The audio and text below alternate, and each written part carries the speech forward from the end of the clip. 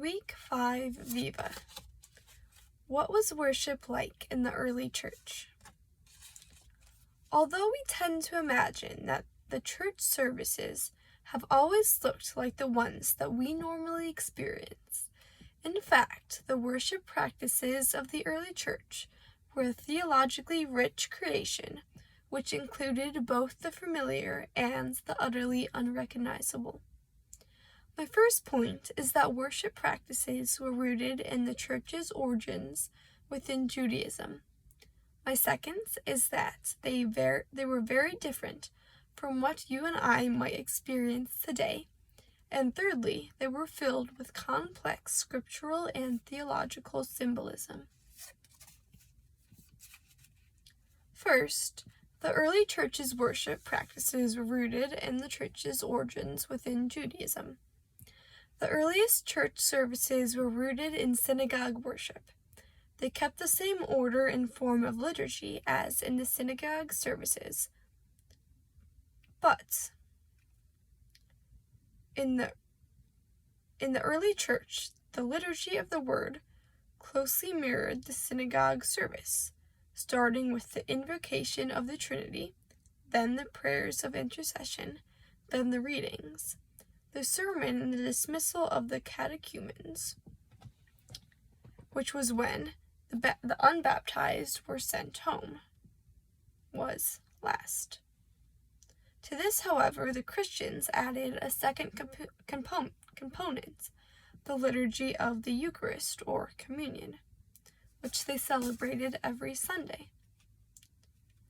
This latter half of the service was held in secret, so no outsiders knew what was going on. This led to no small amount of suspicion from the pagan world. We know that the Romans were beginning to become interested in the Christian gatherings by the 2nd century, because Emperor Trajan asked Pliny the Younger, governor of Bithynia and a magistrate, to investigate and find out what was really going on inside this cult. Unfortunately, Pliny could not obtain information, only until he ended up torturing several deaconesses. From Pliny's description, which he might say was rather disappointing of the liturgy that he sent back to Trajan, we can be sure that the Christians gathered before dawn, sung hymns to Christ as God, and made oaths. However, these oaths were not to commit some kind of crime, but to not sin. Again, this was kind of disappointing to Trajan, who really hoped they were doing something sinister. These moral pledges are from what is referred to in the Bible as the teachings of the apostles, otherwise known as the Didache. This was the original catechism, and it might be accurately described as a church manual. It was most likely compiled at the Council of Nicaea. In Acts, Paul writes, quote, "They devoted themselves to the apostles' teaching and the fellowship, to the breaking of the bread and the prayers," unquote. My second point is that early church services were very different from what you might experience today. First of all, the services were very noisy, chaotic, and disorganized.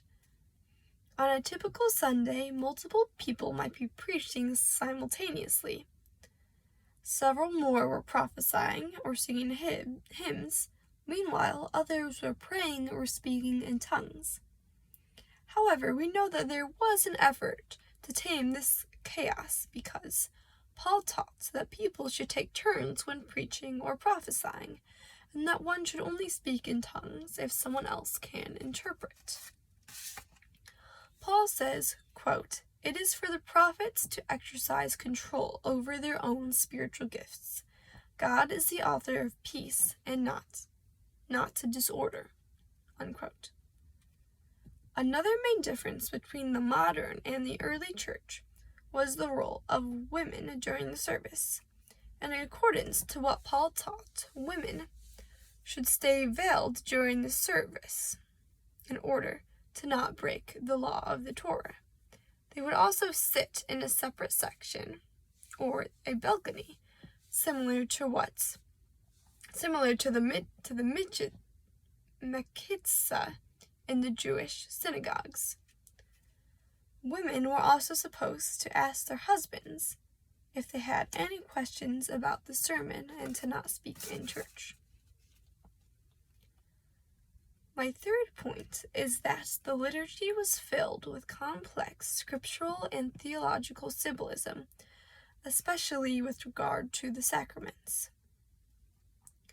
The practices of the Eucharist were filled with symbolism, as well as Jewish tradition. Symbolism during communion emphasized Jesus' presence through the Eucharist. Saint Ignatius of Antioch wrote, quote, "I desire the bread of God, the heavenly bread, the bread of life, which is the flesh of Jesus Christ." Quote, both Paul and the authors of the Didache affirm that participating in communion is no small matter because it is literally the body and blood of Christ.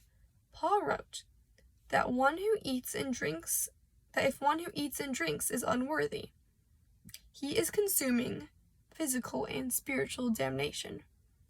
Because of this, confession and repentance was held right before the Eucharist in the order of service. And it was required that the catechumen, who were the unbaptized, have to have been baptized, confirmed, and trained in theology before they could take communion. Originally, the symbolism of the Eucharist was less than that of a meal and more than that of a memorial offering. The early church likely used Jewish ideas about the temple showbread as the basis for how they presented the communion wafer. Traditionally, this bread was used only by the Levites in an offering to God on the Sabbath and feast days. This bread represented God's presence with his people. Interestingly enough, at one point, David ate the showbread in an event that clearly points towards the Lord's Supper. In any event, symbolism made clear how Jesus fulfilled the Old Testament teachings and customs. In conclusion, although we might expect that church services have always looked like how they do today, the worship practices of the early church were a theologically rich creation which included both the familiar and the unrecognizable. First, they were rooted in Jewish tradition. Secondly, they had many differences from what we might experience. And thirdly, they were filled with complex symbolism. Thank you.